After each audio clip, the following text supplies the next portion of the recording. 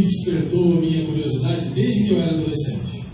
Quando Jesus passou a ser Senhor em minha vida, iniciou-se uma caminhada diferente com ela. Agora seria possível ler e entender o que Deus já havia dito e conhecer a sua vontade. Ao longo do tempo passei a ler capítulos inteiros, livros completos e a Bíblia toda de maneira habitual. Isso tornou-se parte desse intenso relacionamento com Deus. Paulo Ortiz fez uma citação numa das suas mensagens há alguns anos que resume bem a minha relação com as Escrituras. Se no dia que eu deixar de ler as Escrituras eu sentir fome num lugar de culpa, eu teria aprendido o que significa o papel dela na minha vida e a amarei ainda mais. É isso. Santo, muito gratificante para mim. Aprendi que nas Escrituras a palavra de Deus é caminho, verdade e vida. E fui motivado a ler todos os dias um trecho da Escritura, da Bíblia Sagrada, de Gênesis e Apocalipse. E minha neta me lembrou que quando você faz algo durante 5 vezes, você se torna suave. Então eu me habituei a ler a Bíblia. E comecei a aprender de onde estou e para onde estou. Incentivo a você, em 2020, juntamente comigo, a gente continue lendo a palavra do Senhor, nos tornando íntimo do Senhor. Cada vez que a gente aprende uma palavra, a gente pega mais intimidade com Deus. Que sejamos homens melhores, criaturas mais abençoadas e principalmente mais íntimos de Deus. Querido irmão, querido amigo, deixe Deus ser útil na sua vida para se tornar um bom homem, um bom cristão, um bom filho de Deus. Amém?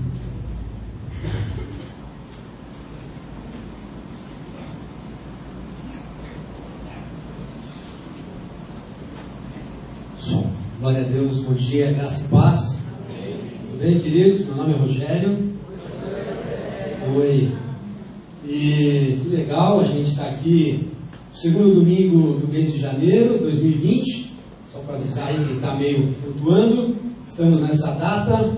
O pessoal está voltando já, começando a voltar de férias aí. Então a igreja está começando a ficar um pouquinho mais cheia, mais encorpada. Então, para quem não esteve aqui domingo passado, seja bem-vindo no ano aqui na igreja, tá? Nós começamos uma série, Refletir para Prosseguir, né? Pode colocar já, por favor, a apresentação. Eu acho que ela tem aí a capa aí. E essa série, ela vai nos fazer levar algumas reflexões para nós prosseguirmos na caminhada cristã. Domingo passado, o pastor Paulo falou sobre refletirmos e buscarmos uma vida de oração. E hoje nós vamos falar sobre buscarmos uma vida na palavra de Deus, na Bíblia. Esse painel aqui ficou muito bacana, parabéns aí ao pessoal da mídia. Vocês gostaram, gente? Sim. Bacana, né? Então, só para vocês entenderem, esses painéis, eles norteiam os nossos pilares do ano.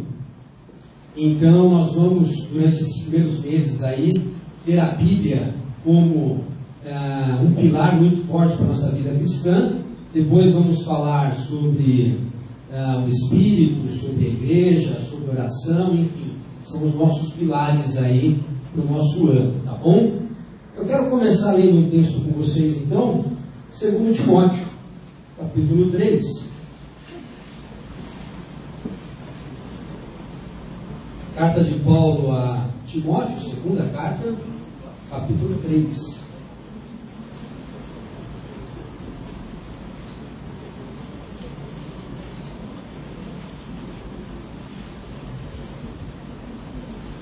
Nós vamos ler a partir do versículo 14. Diz assim Paulo para Timóteo: quanto a você, porém, permaneça nas coisas que aprendeu e das quais tem convicção, pois você sabe de quem o aprendeu. Porque desde criança você conhece as sagradas letras, que são capazes de tornar o sábio para a salvação mediante a fé em Cristo Jesus.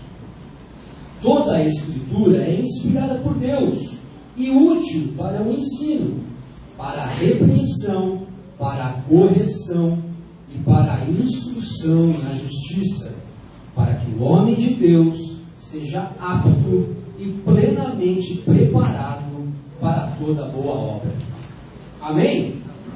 Muito bem, então esse aí é um dos conselhos que Paulo dá para Timóteo, para ele perseverar nas sagradas letras que ele havia aprendido desde criança e que estava preparando para a boa obra. E é um conselho para nós também, ok? Eu quero trazer para vocês aqui, acho que muitos viram aí um videozinho que rolou no WhatsApp essa semana, sobre uma pesquisa feita nos Estados Unidos. Eu fui até buscar o link, entrei lá no Centro de Engajamento Bíblico de Nebraska, lá nos Estados Unidos, e eles fizeram uma pesquisa abrangente com 40 mil pessoas sobre o contato e a leitura bíblica na vida deles. Tá?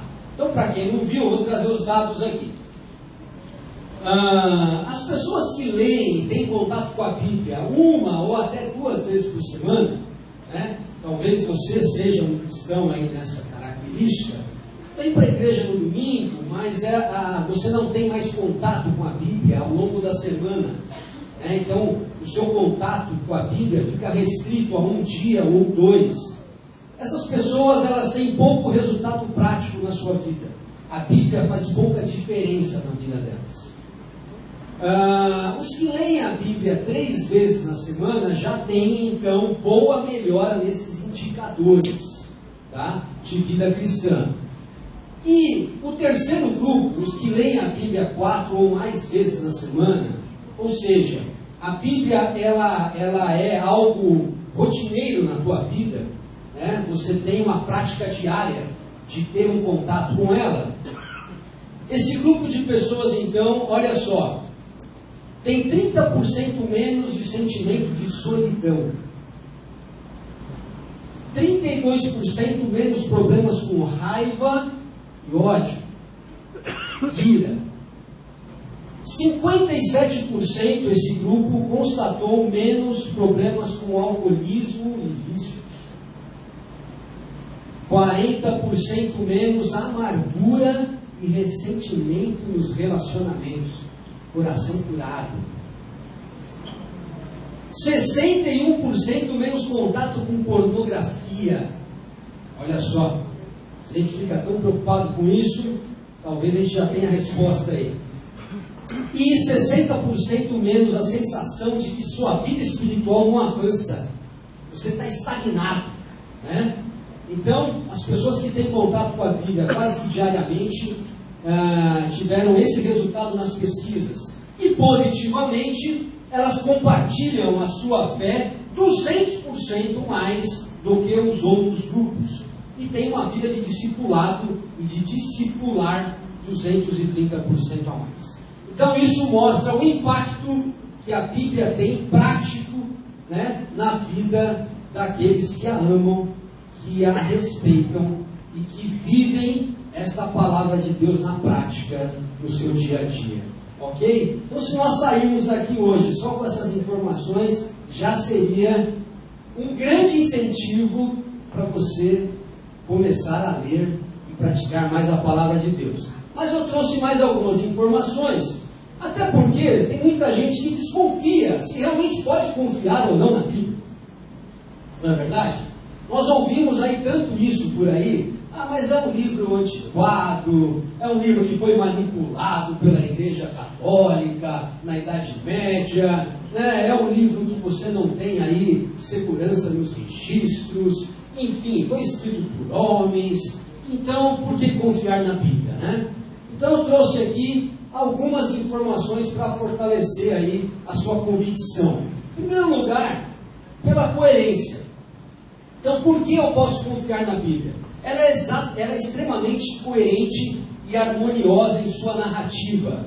E olha que são 66 livros. Já pararam para pensar nisso? A Bíblia não é um único livro. Ela é um livro, ela é um compêndio de 66 livros aqui. Escrito por 40 autores diferentes. Pessoas que nem mal se conheceram. Culturas e regiões diferentes. Viveram em épocas diferentes. Bíblia foi escrito por 1.500 anos, nesse período, Então as pessoas tinham outros idiomas. E somente um livro inspirado por Deus poderia manter total harmonia e coerência narrativa, né, diante de todo esse cenário. Né? Se você for ler um único autor nas suas diversas obras, ele mesmo perde a coerência. Um único autor. Se você tem essa frequência de ler um autor, você vai ver que ao longo da vida dele, ele vai escrevendo coisas que ele mesmo vai se desconectando daquilo que ele pensava antes. É impressionante. A Bíblia não. 40 autores com harmonia narrativa. Um outro grande argumento é a exatidão bíblica. Né? As pessoas acham que a Bíblia ela se contradiz. Não é verdade. Eu trouxe algumas informações aqui para a gente ter noção de como é relevante os textos bíblicos. Você sabia que Platão, que é um dos grandes pensadores gregos, ninguém questiona se, né? Platão, né? Platão só tem 7 cópias dos seus escritos. 7 cópias, que foram escritas 1.200 anos depois que ele morreu. Fiquem com essa informação aí. César, o outro grande escritor romano, apenas 10 cópias dele estão guardadas até hoje. Foram escritas 1000 anos depois. A obra antiga que nós mais temos manuscritos é a Ilíada de Homero, 643 manuscritos, escritos 500 anos depois. Agora olhem a Bíblia. Apenas o Novo Testamento, eu trouxe a informação aqui, 24.000 manuscritos, escritos apenas de 25 a 50 anos após a morte de Cristo, após os fatos. Ninguém que dá para a gente confiar mais. 7 cópias de Platão ou 24.000 manuscritos. E por incrível que pareça, com 99,5% de acuracidade entre as 24.000 cópias. São apenas detalhes que escapam dessas 24.000 cópias. Terceiro ponto é a comprovação. Nós vemos que a Bíblia ela é repleta de profecias. Somente em Cristo 300 profecias foram cumpridas. Somente em Cristo. E nós estamos vendo se cumprindo as profecias dos últimos tempos. Nos últimos 250 anos, cerca de 175 profecias estão se cumprindo nos dias atuais. Todas na Bíblia comprovadas. Quarto ponto, a historicidade.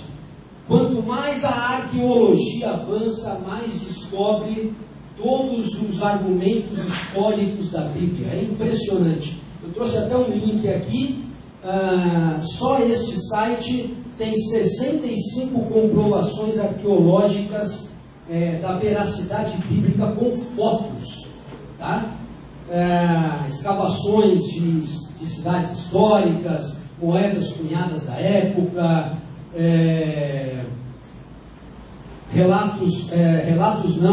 fotos inclusive nós temos relatos de inundações globais em todas as culturas, nós temos comprovações da Arca de Noé, enfim, são várias e várias comprovações arqueológicas aí. E o quinto ponto, para mim esse é o mais importante, ainda que não tivesse os últimos 4, esse quinto é o mais importante para mim, é a espiritualidade que nós vemos na Bíblia. Esse não é um livro comum, não é um livro qualquer, não é um livro de história apenas, para nós lermos e termos apenas conhecimento.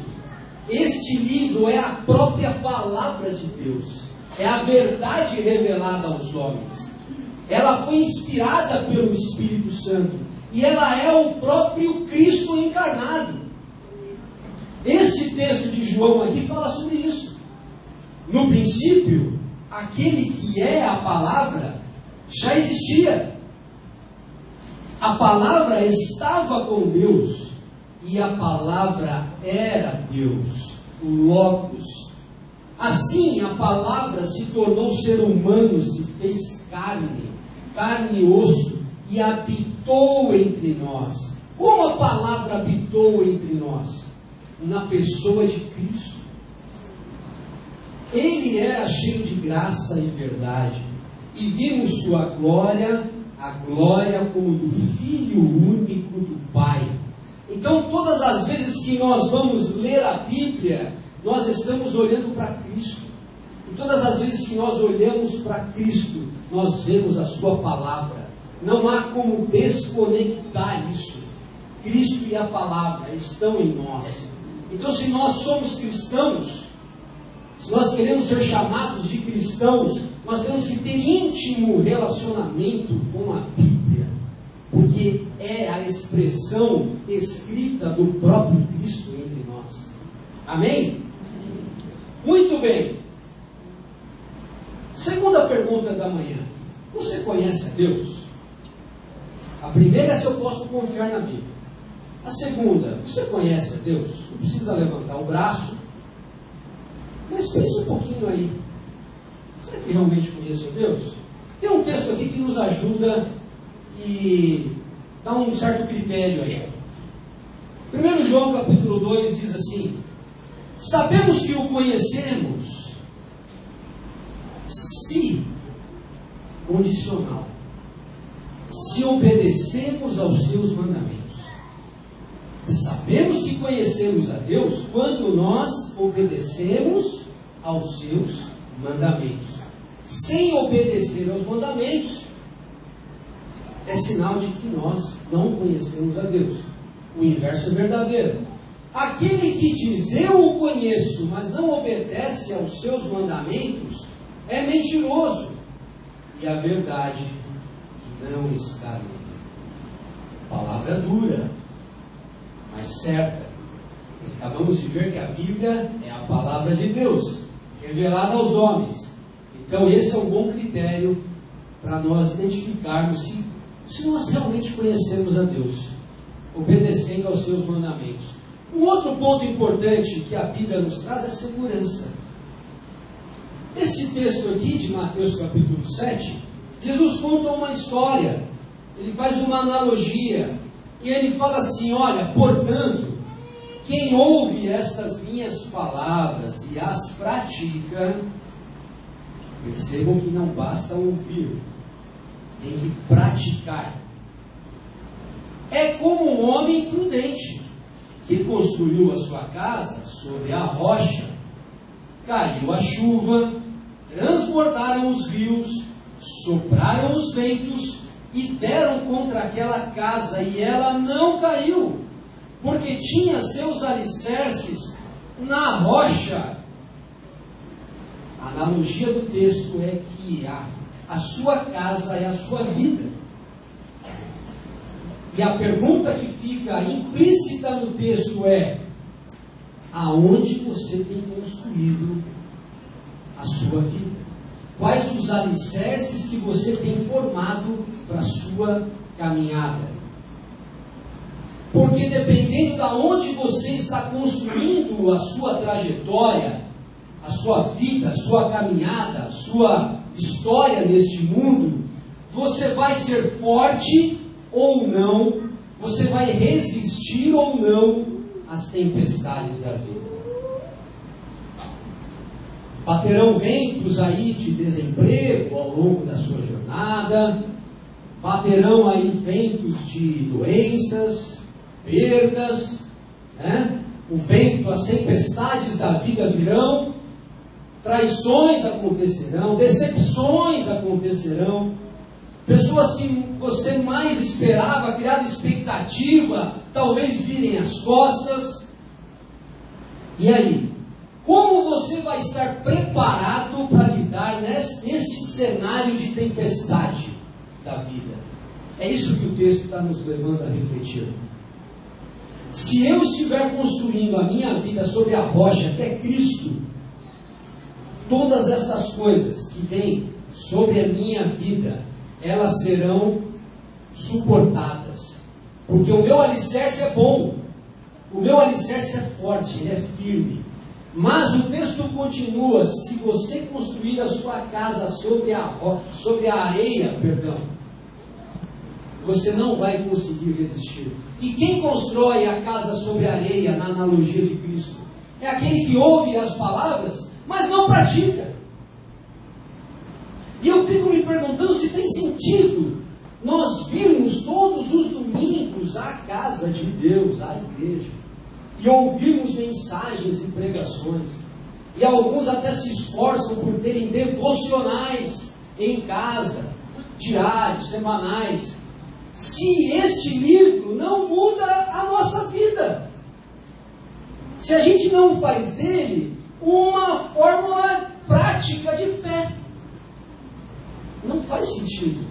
Nós apenas ouvirmos e recebemos conhecimento e não colocarmos tudo isso em prática na nossa vida. Uma outra consideração que eu gostaria de fazer é que a palavra de Deus nos dá direção. Nós lemos aqui, a Samba trouxe o Salmo 109, 19 depois do 119, né? E esse texto aqui ele é muito interessante porque ele diz, o salmista fala, como são doces as tuas palavras. São mais doces que o mel. Mas eu fico às vezes vendo que as pessoas têm muita dificuldade às vezes com a palavra de Deus. No sentido de que ela não desce tão redondo assim. As pessoas muitas vezes elas vão ler a Bíblia e a Bíblia não é esse gostinho tão gostoso de mel. Sabe por quê? Porque a palavra de Deus confronta o pecado. E quando ela confronta o pecado, nós ficamos desnorteados. Mas é exatamente isso que tem que acontecer. E quando essa palavra se torna mel? Quando nós então decidimos abandonar o pecado e nos voltarmos para a palavra. Aí ela se torna mel na nossa boca. Tuas ordens me dão discernimento, diz o salmista. Por isso odeio todo caminho falso. Ou seja, a palavra de Deus nos leva a viver num caminho verdadeiro, sem máscaras. Tua palavra é lâmpada para os meus pés e luz para o meu caminho. Imagine o cenário que estava na mente do autor quando ele escreveu isso. Não existia energia elétrica, as noites eram escuras, dependiam de lua cheia para andar, e quando não tinha era muito escuro. Então eles improvisavam ali, eles tinham uma lamparina ou alguma luz ali que eles tinham que colocar para quê? Para dar o próximo passo. Porque se você não tem uma lâmpada, você não sabe aonde você vai pôr o seu pé no escuro. E a nossa vida é assim também. Se nós não tivermos a lâmpada, que é a palavra de Deus, você não sabe qual é o próximo passo que você vai dar na vida. Muitas vezes nós estamos aí tomando decisões erradas ao longo de anos. E nós não paramos para refletir e pensar: por que eu sempre tomo decisões erradas? Por que eu sempre me arrependo do caminho que eu segui? Porque a palavra de Deus não foi consultada. Porque você não tem uma vida onde essa palavra ilumina os teus passos. E ela não é luz para o teu caminho. A palavra de Deus também diz que nós precisamos amar a Deus. E esse amor é uma terceira pergunta para nós hoje. Como realmente nós vemos esse relacionamento de amor com Deus? Será que nós realmente amamos esse Deus que nós dizemos que vivemos para Ele? Nós cantamos isso aqui todas as semanas. Senhor, eu vivo para Ti. O Senhor é a razão da minha vida. Mas será que realmente nós amamos esse Deus? Esse texto ele nos mostra isso. João capítulo 14 fala: a pessoa que aceita e obedece aos meus mandamentos, esta pessoa prova que me ama. Então, se você quer ter um critério aí, para você saber se você ama a Deus ou não, esse é um dos critérios. A pessoa que aceita e obedece aos meus mandamentos, diz Jesus. esta pessoa prova que me ama. Os casais gostam muito de pedir essas provas de amor, né? Fala, amor, você me ama? Eu te amo, amor. Então me prova. Faz uma prova de amor para mim. E aí a pessoa aproveita e pede alguma coisa assim que estava querendo muito, né? Nosso relacionamento com Deus é isso aqui, olha. Não tem como nós falarmos que amamos a Deus se nós negligenciamos e não obedecemos aquilo que Ele deixou para nós. Como orientação, como direção, como ensino. Esse daqui é o manual do cristão, meu irmão. Não tem jeito. Está cheio de gente que compra um baita de um celular aí e não usa 15% dos recursos. Sabe por quê? Porque não lê o manual.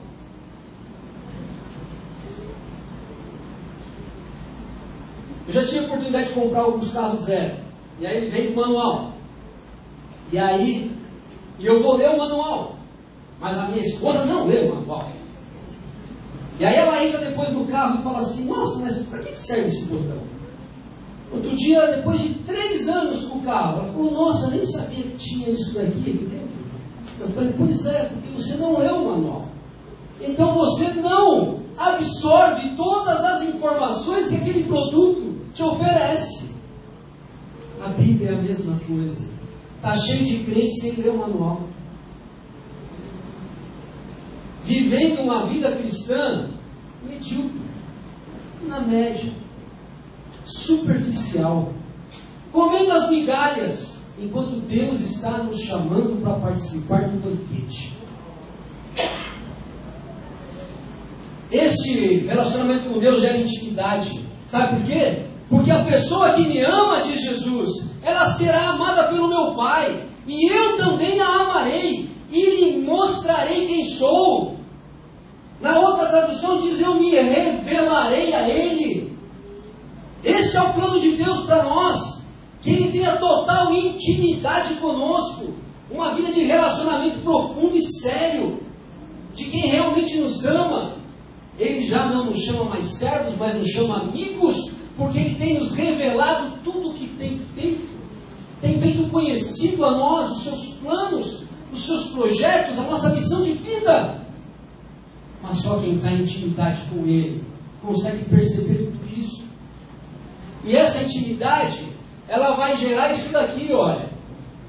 Um capítulo depois, no capítulo 15, Jesus fala, porque se vocês permanecerem em mim, essa intimidade continuar, e as minhas palavras permanecerem em vocês, as minhas palavras permanecerem em vocês, pedirão o que quiserem, e lhes será concedido. Sabe por que muitas vezes você pensa que a sua oração não chega a Deus, não passa do teto, que Deus não atende às suas orações? Porque está faltando intimidade, está faltando relacionamento com o Deus que você ora. Então você está tão distante dele que você não sabe nem como orar. E quando você vai orar, você pede coisas que estão totalmente distantes do propósito de Deus. E aí Ele não pode te dar. Porque se Ele te der aquilo, vai ser ruína para a tua vida. Mas se você estiver ligado, conectado na videira, João 15 fala sobre isso. Se você estiver em relacionamento com Deus diário, você vai orar a Deus aquilo que Deus quer que você ore. Você vai estar tão próximo dele. Você já viu amigos de muitos anos que sabem o que o outro pensa sem nem perguntar? Você já viu relacionamentos de casamentos que vão sendo fortalecidos ao longo dos anos? Você sabe exatamente o que a sua esposa, o seu marido pensa sobre aquilo. Você não precisa nem perguntar. Esse é o relacionamento que Deus quer ter conosco, de forma que nós vamos orar a Deus aquilo que Ele quer que a gente ore. E Ele não vai ter problema nenhum em dar aquilo que você está orando, porque aquilo faz parte dos seus planos. Você está tão relacionado com Ele, tão conectado na videira, que você só vai orar aquilo que está dentro da missão, do propósito da sua vida. Isso é relacionamento. Muito bem. Para nós fecharmos essa parte aqui, esse relacionamento, essa intimidade, esse amor a Deus, essa amizade recíproca vai gerar o quê? Felicidade. E essa é a última pergunta do dia. Você se considera alguém feliz? Felicidade é algo meio subjetivo, né? Que é felicidade para um, não é para outro. Mas dentro dos seus critérios de felicidade, você acha que você é feliz? Esse texto aqui nos ajuda. João no capítulo 15, a continuação daquele texto. Tenho-lhes dito isto, estas palavras. Tenho-lhes dito estas palavras, para que a minha alegria esteja em vocês. E a alegria de vocês seja completa. Olha que texto lindo. Então muitas vezes a gente vive uma vida de qualquer jeito, está sempre se arrastando, a gente acorda não está motivado, a gente acorda e passa o dia aí e as coisas vão acontecendo e nosso gás vai acabando. Né? Você começa sorrindo, daqui a pouco você acaba o dia mal-humorado. Tem uns que é o contrário, né? Acordam mal-humorados e no final do dia está melhorzinho. Mas a verdade é que esse texto não está falando sobre o humor, está falando sobre a alegria completa. A alegria completa é o seguinte: ela já alcançou o nível de excelência. Não cabe mais nada, está cheio o seu copo de alegria. É esta vida que Jesus nos promete àqueles que, olha só, para que estas palavras, todas as palavras que nós temos falado, façam sentido na nossa vida e nos dê realmente uma trajetória de felicidade com Ele. Então essa é uma pergunta que a gente tem que se fazer. Como é que eu tenho olhado a minha vida? Será que a minha vida realmente tem me trazido satisfação? Eu estou no caminho certo? E aí Jesus fala: eu sou o caminho. Se você estiver comigo, o seu caminho sempre será certo. Por isso obedeça, ame, pratique, ouça as minhas palavras. Eu quero fechar com vocês num texto. Vamos ler aqui esse texto de Tiago, capítulo 1. Por favor, vamos abrir aí.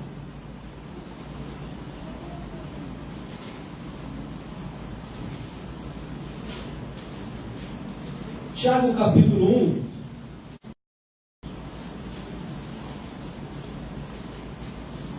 Diz assim no versículo 23: aquele que ouve a palavra, mas não a põe em prática, é semelhante a um homem que olha a sua face num espelho e depois de olhar para si mesmo, sai e logo esquece a sua aparência.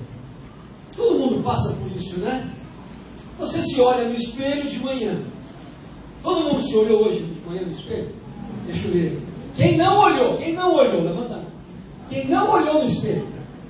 Então, pode ser que tenha uma ramela em algum lugar aí, dá uma olhadinha no olho. Precisamos olhar, né? Faz parte da rotina. Então a gente se olha, vê como é que tá, dá uma penteada no cabelo, será que está acabando aqui?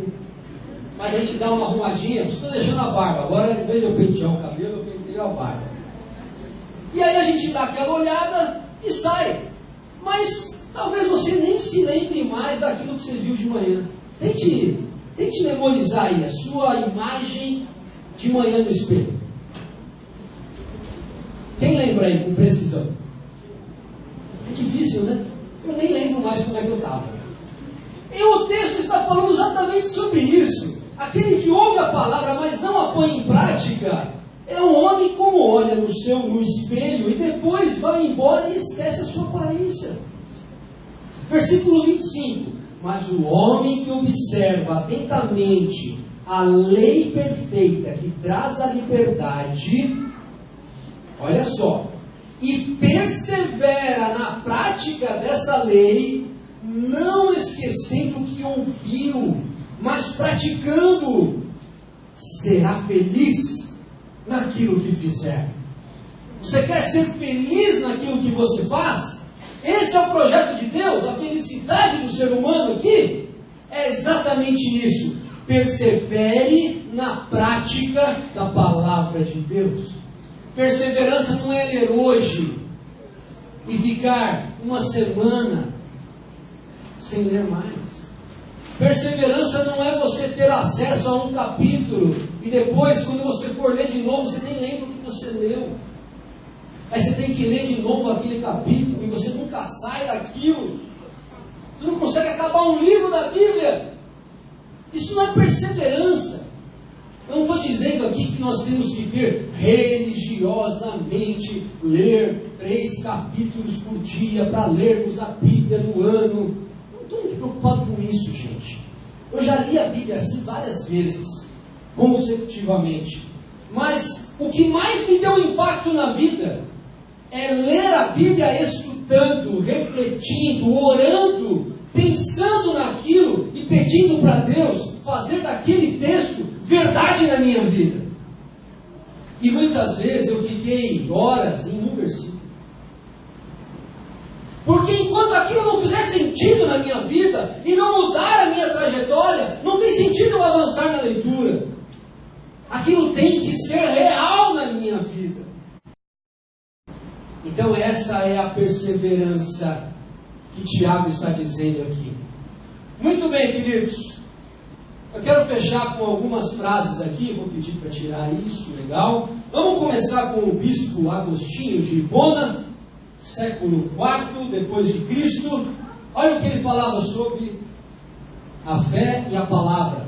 Nossa fé é alimentada pelo que está claro nas Escrituras e testada pelo que é obscuro.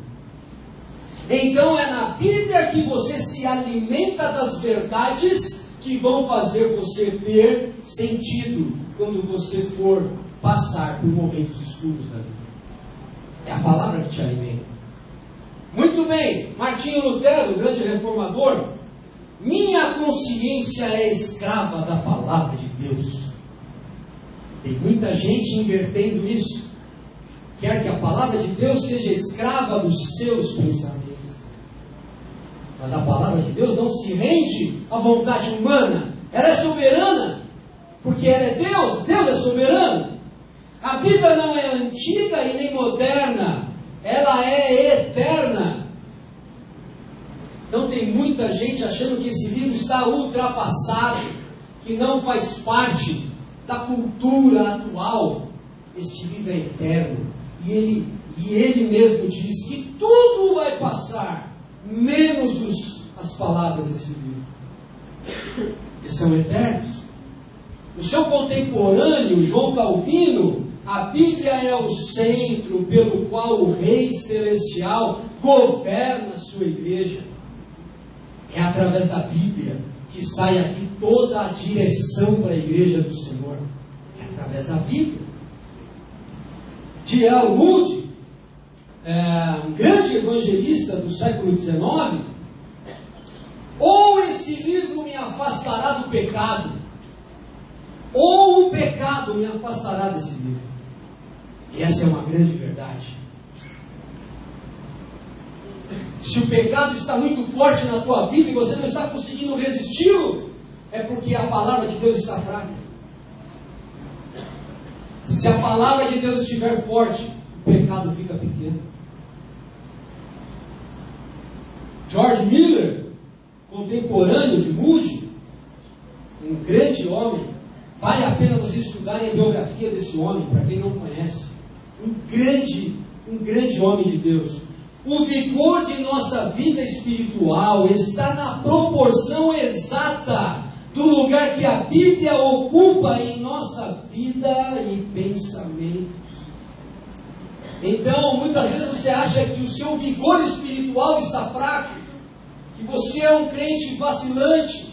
Um dia você está bem, outro dia não. Você tem picos de humor espiritual, fruto do Espírito é moderação, perseverança, equilíbrio, domínio próprio. E o vigor da nossa vida espiritual está relacionado com o quanto você dá de importância da Bíblia na sua vida. Charles Spurgeon, o príncipe dos pregadores inglês do século XIX, o apetite da palavra de Deus aumenta naqueles que se alimentam dela. Então, se você está meio sem vontade de ler a Bíblia, é porque você não está lendo a Bíblia. Mas a partir do momento que você começa a ler a Bíblia, o seu apetite pela palavra de Deus aumenta cada vez mais. A.W. Tozer, um grande escritor, agora já no século XX, nunca vi um cristão útil que não fosse estudante da Bíblia. E eu também não. Não existem atalhos para a santidade. Nós precisamos cumprir processos. E a leitura da palavra de Deus e a prática dela é um processo da vida cristã. Para fechar, Billy Graham, estude a Bíblia para ser sábio. Creia nela para ser salvo. E siga os seus preceitos ou pratique-a para ser santo. Amém? Vamos orar. O som do louvor já está subindo. Feche os olhos, querido. Fale com Deus. Senhor, nós queremos te agradecer, Pai, pela tua palavra. Obrigado, Deus, porque esta revelação mudou a nossa história. Obrigado porque por ela, Senhor, muitos homens e mulheres de Deus morreram, deram a sua vida, verteram o seu sangue. E até hoje continuam morrendo para defender, Senhor, esta verdade que faz tanto sentido para nós. Deus, a tua palavra é tudo que nós temos de material aqui nessa vida. Mas esse livro escrito são palavras vivas que saem do teu trono e alcançam o nosso coração e não voltam vazias. Porque a tua palavra é poder, é o poder de Deus. Tua palavra é a própria expressão, Senhor, do teu Espírito entre nós. É a tua palavra, Pai, que enche o nosso coração de fé, porque a fé vem pelo ouvir e ouvir a palavra de Deus. Obrigado, Senhor, porque nós temos ainda hoje homens corajosos e ousados pelo teu Espírito, que saem por esse mundo pregando esse Evangelho das boas novas, é o Evangelho que está na tua palavra. Obrigado, Deus, porque essa palavra tem sido consolo e conforto àqueles que estão desesperados.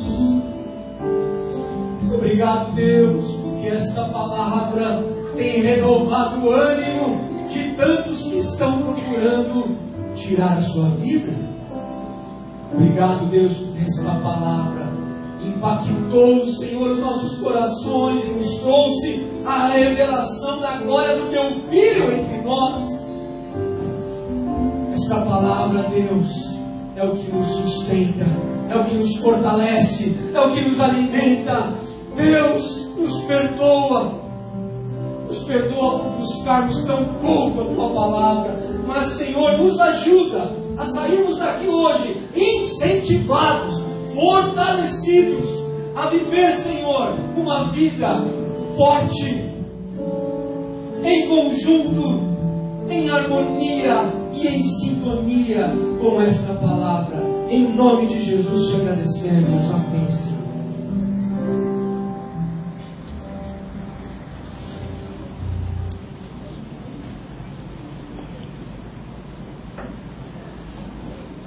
Palavra de Deus, vida. Palavra de Deus nos mostra a luz. Palavra de Deus é o caminho que nos conduz a Deus.